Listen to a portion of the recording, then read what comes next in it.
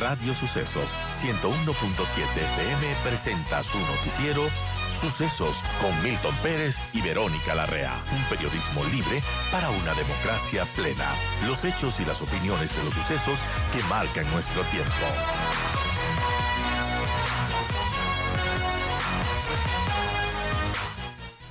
Y damos la bienvenida al doctor André Benavides, abogado, especialista en Derecho Constitucional. Quisiera empezar con lo más reciente, doctor André Benavides, y es esta decisión del Tribunal de Garantías Penales que negó por improcedente una acción de protección que interpuso la vicepresidenta Verónica Abad, esto contra 3 decretos que firmó el presidente Daniel Noboa. Bueno, la noticia es que los 3 jueces decidieron por unanimidad rechazar esto. Y el tribunal argumentó que no se había demostrado ni verificado la persistencia de un posible daño susceptible de reparación, como lo había señalado la vicepresidenta Abad, pues los actos administrativos impugnados han cesado, por lo que la acción de protección pierde eficacia. Eso es lo que concluye el tribunal. Además, los jueces señalaron que no advierten vulneración de los derechos constitucionales alegados por la señora Abad tras los decretos con los que el presidente Noboa la envió a desempeñar funciones en las embajadas de Ecuador, Israel y Turquía. También se menciona algo de la aplicación de la figura de fuerza mayor invocada por Noboa y que eso sí fue cuestionado y fue invocado para delegar la presidencia a la secretaria de la Administración, Cynthia Gelibert. Este tribunal consideró que es una cuestión que se puede impugnar ante la jurisdicción contenciosa administrativa. ¿Qué nos quiere decir todo esto en lo relativo al derecho constitucional? Yo le quiero preguntar al doctor André Benavides, abogado especialista en Derecho Constitucional, a esta hora, a las 7:24. Le damos la bienvenida, André. Gracias por acompañarnos y ayúdenos con su criterio sobre esto último que decidió este tribunal.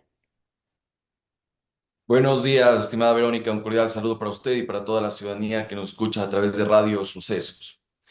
Recordemos que en su momento se presentaron algunas demandas de inconstitucionalidad en contra de estos decretos, mediante los cuales el presidente de la República se autoimponía un tema de una ausencia temporal por fuerza mayor para hacer campaña electoral.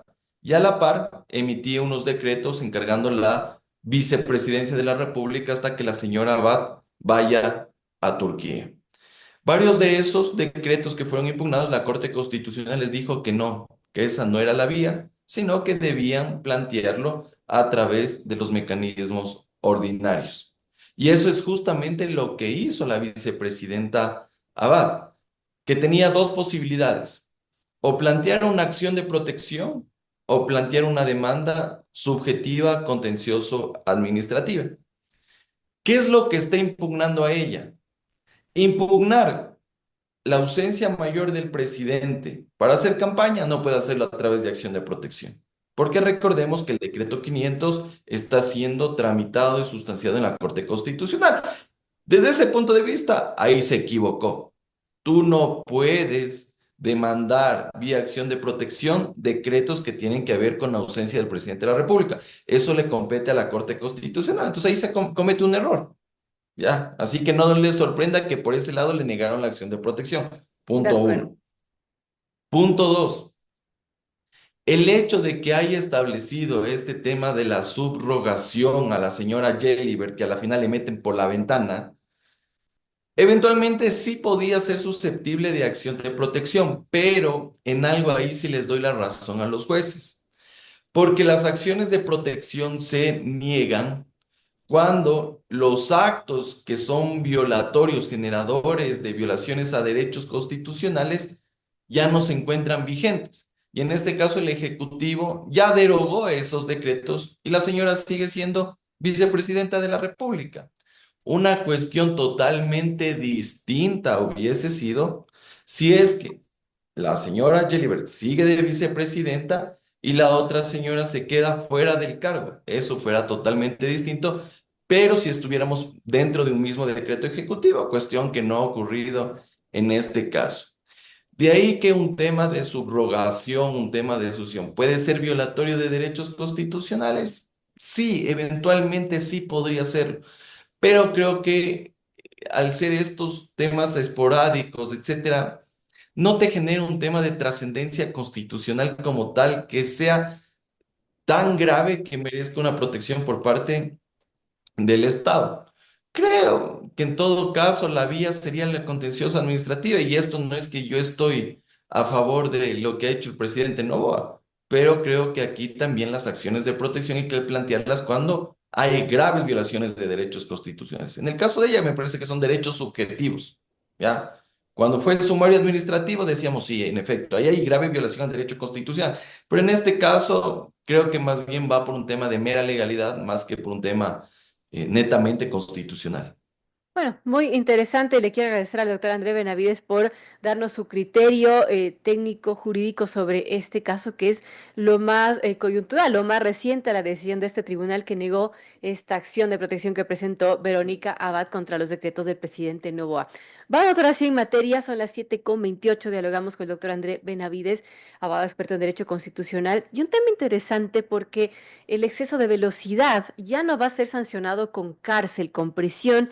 Esto tras un dictamen de la Corte Constitucional que aceptó justamente una demanda de inconstitucionalidad que presentó nuestro invitado, el doctor André Benavides. Cuéntenos, doctor Benavides, de esta decisión.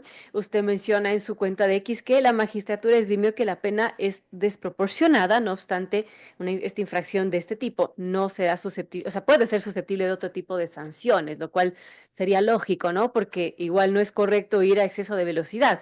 Lo que sí, ya no vamos a ir a la cárcel por ello. Cuéntenos más a fondo sobre esto. Pues bien, como usted recordará, Verónica y todos los amigos que nos escuchan, en agosto del año pasado el municipio de Quito realizó varios controles de tránsito en la ciudad y eso tuvo como resultado que varias personas sean privadas de su libertad, como es el caso del ciudadano chino que generó todo este revuelo en la ciudadanía.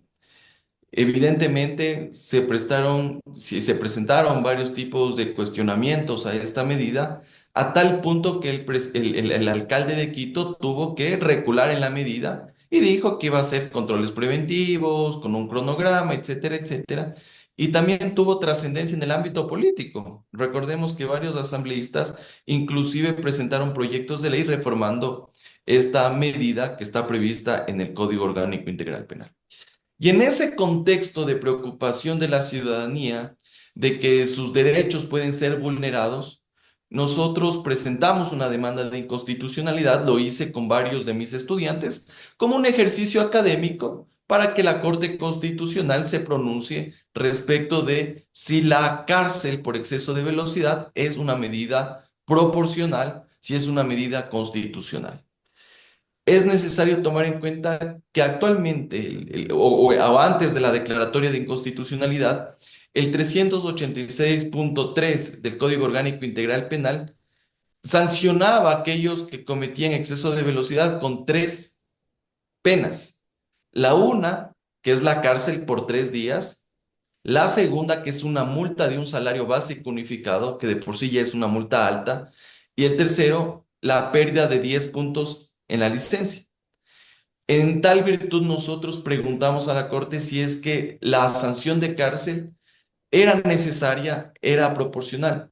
Y la Corte, evidentemente, nos dijo el día lunes que no, que esa conducta, al ser un delito de peligro, no tiene una gravedad, no tiene un resultado dañoso para los ciudadanos.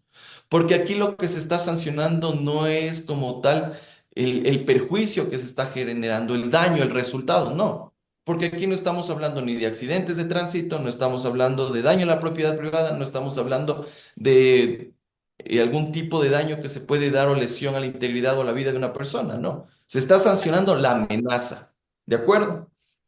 Y en ese sentido, la Corte Constitucional lo que dijo es, usted puede ser sancionado, pero con penas que no sean privativas de su libertad. Entonces, en este momento lo que está vigente son la multa de un salario básico unificado y la reducción de 10 puntos en la licencia. Y es que era una decisión lógica la que iba a adoptar la Corte Constitucional por los siguientes motivos. Hace algunos años, la Corte Constitucional ya se pronunció respecto de las llantas lisas. Los que manejaban con llantas lisas también iban presos, Claro. pero la Corte declaró su inconstitucionalidad. Entonces, más grave, llamémosle así, es manejar un carro con llantas lisas que por exceso de velocidad. Punto uno. Punto dos. Un tema que todavía quedó en el aire y que creo que debía haberse pronunciado la Corte Constitucional, al menos como recomendación a la autoridad de tránsito, tiene que ver con estos límites de exceso de velocidad y la sanción que se impone. ¿Por qué? Si usted revisa los límites que existen regulados en el reglamento de la ley de tránsito, da lo mismo, Verónica, que usted se pase 1 kilómetro en la zona urbana, que se pase 20 kilómetros en transporte público en una carretera en curva. Porque la misma sanción de 3 días de cárcel es para el chofer del transporte público que el ciudadano que se está trazando al trabajo y ha pasado 1 kilómetro. O sea, no existe proporcionalidad, porque entenderemos que incluso es más grave estar en transporte público más de 30, 40 kilómetros y en curva.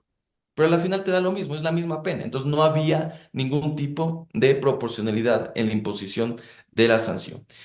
Y lo siguiente, usted cuando comete una infracción de tránsito, una contravención, y esto supone la privación de libertad, usted no puede someterse a una suspensión condicional de la pena.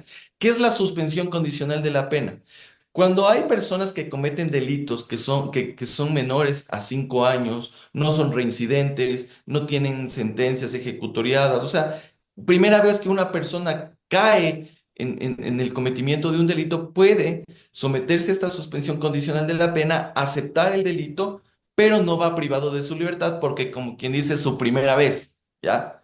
Pero en el caso de los contraventores de tránsito que han cometido este tipo de infracciones, que apenas tiene una sanción de 3 días, 3 días, no pueden someterse a la suspensión condicional de la pena. Es decir, que más derechos tiene el delincuente que arrancha celulares, que roba carteras, que se mete a las casas, que vacuna a los comerciantes que el conductor que tal vez por imprudencia, impericia, por un apuro excedió unos límites de velocidad. Imagínense. Claro, Y en ese desproporcionado. contexto, y en ese contexto también, ¿qué es lo que pasa? Que los que cometen infracciones de tránsito no es que son un peligro para la sociedad. Tal vez incumplieron la ley, sí, pero no le puedes equiparar con el delincuente.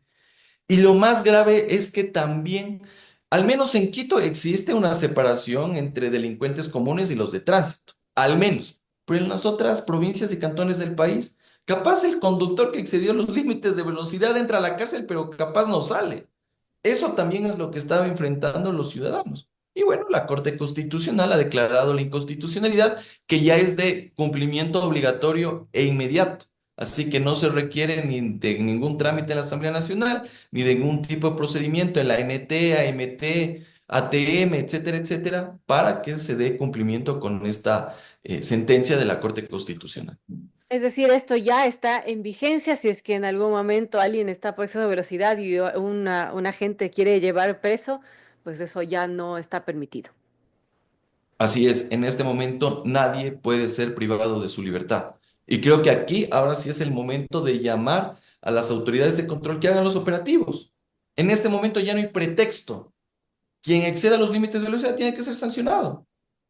Y tiene que hacerlo dentro de los límites que ha dispuesto tanto la Corte Constitucional como el legislador en el Código Orgánico Integral Penal. Así que ahora sí no hay pretexto y esperemos que se den estos operativos principalmente para prevenir accidentes de tránsito.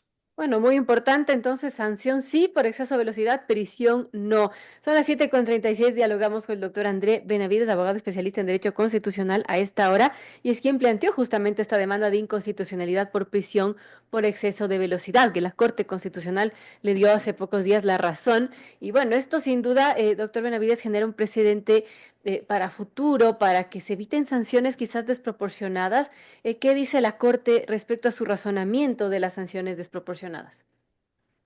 Mira, estimada Verónica, aquí la Corte Constitucional nos dice que el establecimiento de una pena privativa de libertad tiene que hacérselo cuando existe una situación de necesidad, que evidentemente puede cumplir con una finalidad, sí, que es justamente sancionar porque se está exponiendo o se está amenazando la seguridad vial, de acuerdo.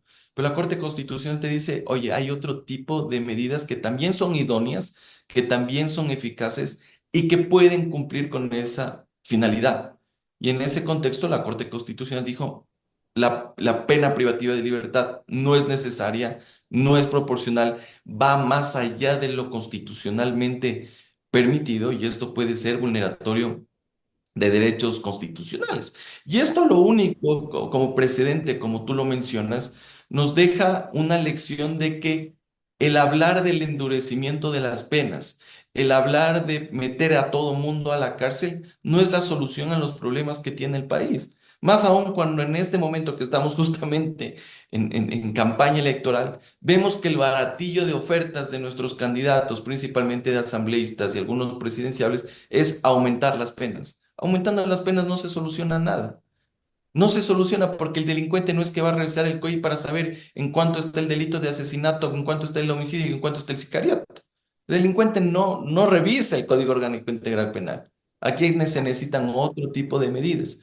Y creo que esta argumentación que realiza la Corte Constitucional sirve de lección, uno, para nuestros legisladores al momento de tipificar infracciones, delitos o contravenciones, y dos, que en futuras demandas de inconstitucionalidad se tomen en cuenta estos parámetros al momento de realizar el control de constitucionalidad, si es que en algún momento se demanda la inconstitucionalidad de alguna infracción de naturaleza penal.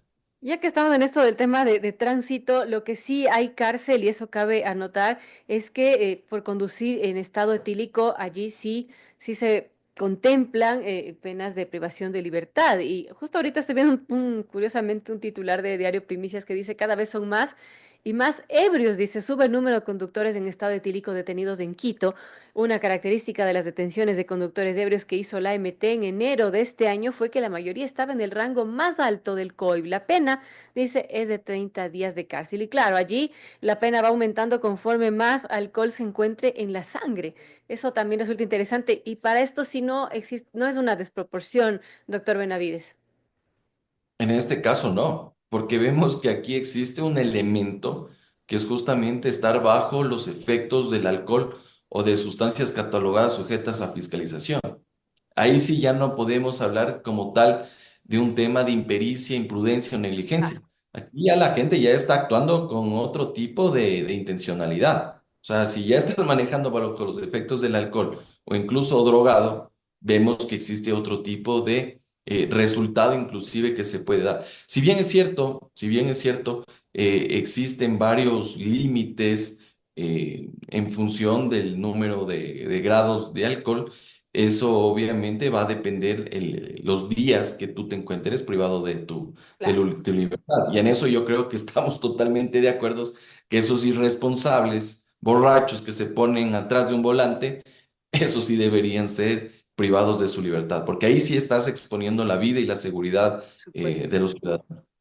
Importante esta reflexión. Gracias al doctor André Benavides, abogado experto en Derecho Constitucional, por hablar sobre esta decisión de la Corte Constitucional que el exceso de velocidad ya no va a ser sancionado con prisión tras un dictamen de la Corte Constitucional que le dio la razón a esta demanda de inconstitucionalidad presentada por el doctor André Benavides. No así el tema de estar conduciendo en estado etílico con unas copitas encima, que eso sí tiene una pena de cárcel y vale anotarlo. Gracias. Doctor Benavides, quizás alguna reflexión final de esto. Bueno, aquí yo creo que esto nos deja una obligación tanto para la agencia, para las autoridades de control con la Agencia Metropolitana de Tránsito de hacer el control correspondiente y evidentemente el llamado de atención, la sugerencia a la ciudadanía es que manejen con responsabilidad, que si bien es cierto se ha despenalizado con pena privativa de libertad el exceso de velocidad, pero eso no significa que la Corte Constitucional y quien les habla ha solapado el cometimiento de estas infracciones, sino que van a ser sancionados, pero de manera proporcional y conforme ya lo ha dispuesto esta alta magistratura constitucional. Esto es con reducción de puntos a la licencia y multa de un salario básico unificado.